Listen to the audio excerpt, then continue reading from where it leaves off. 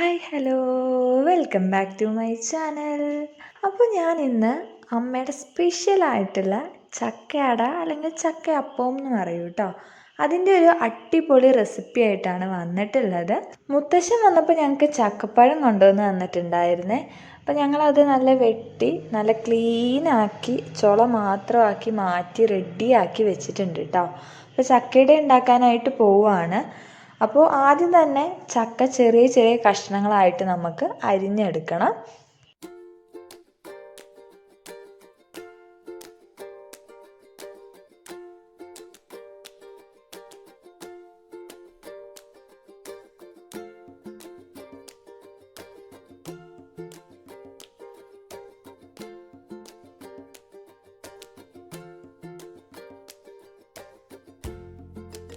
അപ്പോൾ ചക്ക അരിഞ്ഞെടുക്കുന്ന ആ സമയം കൊണ്ട് തന്നെ നമുക്ക് ഇതിലേക്കുള്ള ശർക്കര പാനിയും കൂടി തയ്യാറാക്കി വെക്കാം.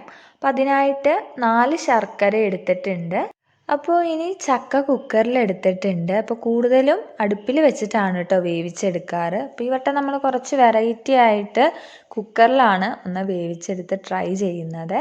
ഇനി ഇതിലേക്ക് ശർക്കര പാനി അരിച്ചൊഴിച്ചു കൊടുക്കാം. ശേഷം മൂടി വെച്ച് ഒരു 3-4 വിസിൽ കൊടുക്കാം കേട്ടോ. ഇനി ഇതിലേക്ക് ആവശ്യമായ ഏലക്കയും ചുക്കും ഒന്ന് പൊടിച്ചെടുക്കാം. ഇനി ഇത് തയ്യാറാക്കി എടുക്കുന്നതിനായിട്ട് ഞാൻ അത്യാവശ്യം വലിപ്പത്തിലുള്ള ഒരു പാത്രം എടുത്തിട്ടുണ്ട്. അതിലേക്ക് ഒരു കൂട് അരിപ്പൊടി ഇട്ട് കൊടുക്കുന്നുണ്ട്. ശേഷം ഇതിലേക്ക് നമ്മൾ പൊടിച്ചു വെച്ചിരിക്കുന്ന ഇൻഗ്രീഡിയൻസ് കൂടി ആഡ് ചെയ്ത് കൊടുക്കുന്നു. ഇനി ഇതിലേക്ക് ചിരകി വെച്ചിരിക്കുന്ന കുറച്ച് തേങ്ങ ആഡ് ചെയ്യുന്നുണ്ട്. അപ്പോൾ ഞാനിവിടെ ഒരു തേങ്ങയാണ് എടുത്തിട്ടുള്ളത്. ശേഷം ഇതിലേക്ക് വഴറ്റി വെച്ചിരിക്കുന്ന ചക്ക കൂടി ആഡ് ചെയ്ത് നല്ലതുപോലെ ഒന്ന് കുഴച്ച് എടുക്കാം.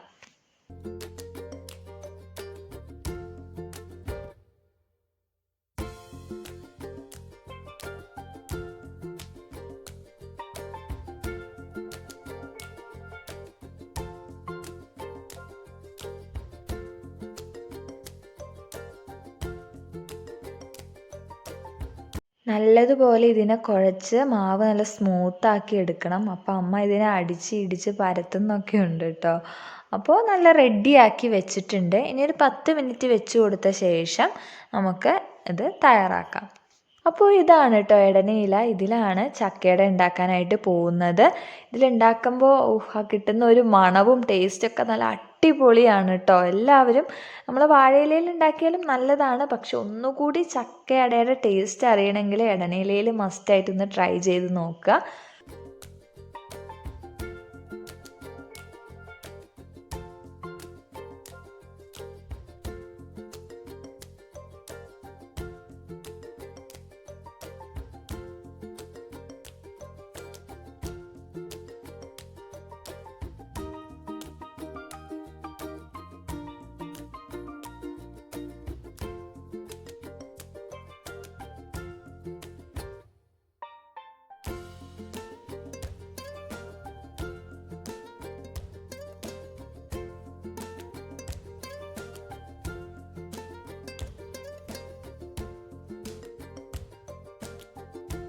ശേഷം അതൊക്കെ ഫില്ലാക്കിയിട്ടുണ്ട്. ഇനി ഇത് നമുക്കൊന്ന് വേവിച്ചെടുക്കണം.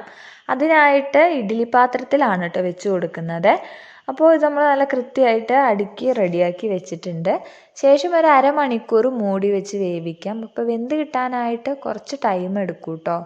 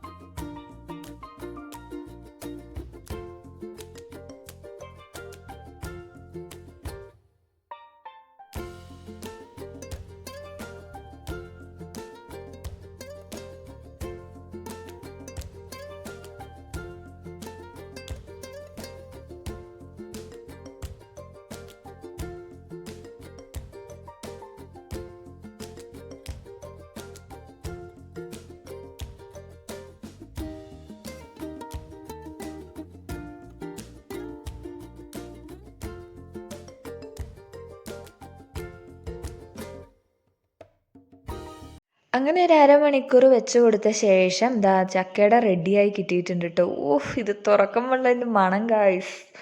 ഓഹ് അതൊരു പ്രത്യേക ഫീലിംഗ് ആണ് കേട്ടോ. ഞാൻ ഒത്തിരി നാളായിട്ട് ചക്കയുടെ കഴിക്കാൻ വേണ്ടി വെയിറ്റ് ചെയ്തിരിക്കുകയാണ്. അപ്പോൾ അമ്മയുടെ നല്ല അടിപൊളിയായിട്ടുള്ള ഒരു ചക്കയുടെ റെസിപ്പിയാണ് കേട്ടോ.